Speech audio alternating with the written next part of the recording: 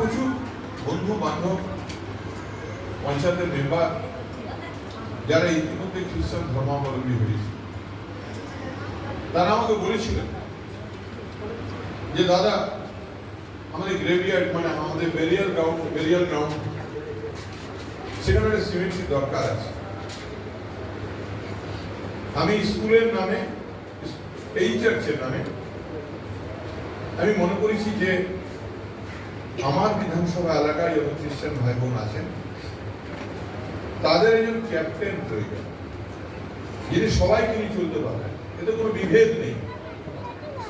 এবং এই চার্চের মাধ্যমে সর্পিতে আমরা 5 বিঘে জায়গা উকরা স্টেট আমাদেরকে ডোনেট করেছে। আমরা রেজিস্ট্রি করে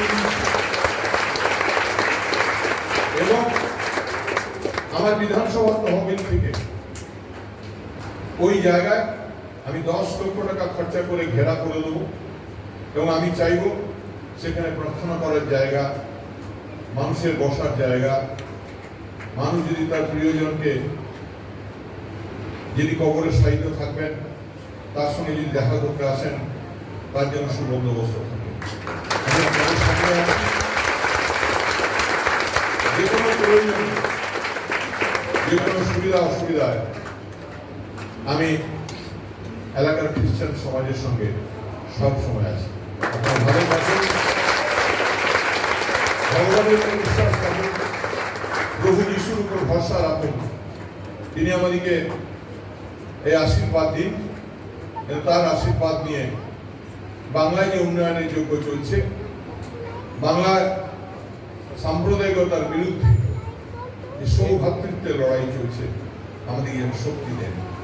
আপনারা সঙ্গে থাকুন, আমি সঙ্গে আছি। ভালো থাকুন। এখানে উপস্থিত সমস্ত ভাই বোনেদের আমার পক্ষ থেকে অনেক অনেক নমস্কার এবং শুভেচ্ছা জানাই। ভালো থাকবেন। Thank you. অনেক অনেক ধন্যবাদ। এটা জোরদার তালি দিন, জোরদার।